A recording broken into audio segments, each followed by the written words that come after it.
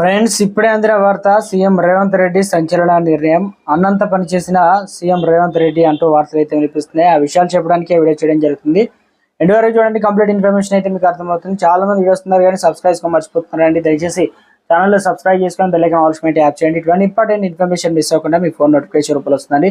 చాలా మంది చూస్తున్నారు, లైక్ చేయడం లేదు. దయచేసి లైక్ చేయండి. ఇన్ఫర్మేషన్ అందరూ రీచ్ చేసిన వారు అవుతాం. మనం తెలంగాణ రాష్ట్ర కొత్త చిహ్నం రూపకల్పన తుదిదశకు వచ్చినట్టు తెలుస్తుంది. తాజాగా తెలంగాణ కొత్త రాష్ట్ర చిహ్నం ఫోటో ఒకటి సోషల్ మీడియాలో వైరల్ అవుతుంది. అమరవీరుల ప్రతీకగా అమరవీరుల స్తూపానికి కొత్తగా రూపొందించిన లోగోలో పెట్టారు.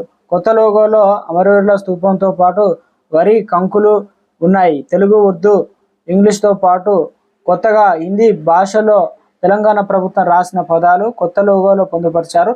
పాత లోగోలో చార్మినగర్ కాకతీయ కళాతోరణం అయితే ఉండేవి. కాగా కొత్త లోగోలో చార్మినగర్తో పాటు కళాతోరణం తొలగించారు. కాగా దీనిపైన ఇంకా అధికారుల ప్రకటన రాలేదు. ఈ రోజు సచివాలయంలో సీఎం రేవంత్ రెడ్డి కీలక సమావేశం నిర్వహించున్నారు.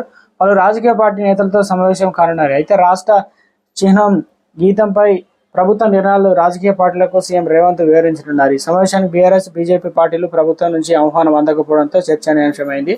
మరోవైపు తెలంగాణ కేసీఆర్ ఆనవాళ్లు లేకుండా చేయాలని సీఎం రేవంత్ కుట్రలు చేస్తున్నారని మాజీ మంత్రి కేటీఆర్ అయితే ఆరోపణలు చేశారు సంచలనంగా. దీనిపైన అఫిషియల్ గా మీరు ఏం చేయలేరని చెప్పేసి హైకోర్టులో పిటిషన్ కూడా దాఖలు చేశారు. వాళ్ళకి సంబంధించి ఏదైతే కొత్త చిత్రం సంబంధించి ఏదైతే లోగో ఉందో ఆ లోగోకు బదులు దీన్ని రీప్లేస్ చేయబోతున్నారు. అయితే దీనికి సంబంధించి మీటింగ్ కూడా పోస్ట్ పోన్ అయింది. రేపు సీఎం రేవంత్ రెడ్డి మరోసారి మీటింగ్ అయితే రివ్యూ కూడా నిర్వహించబోతున్నారు. మొత్తానికి వాయిదా అయితే పడింది. రాష్ట్రంలో సంచలనంగా మారింది.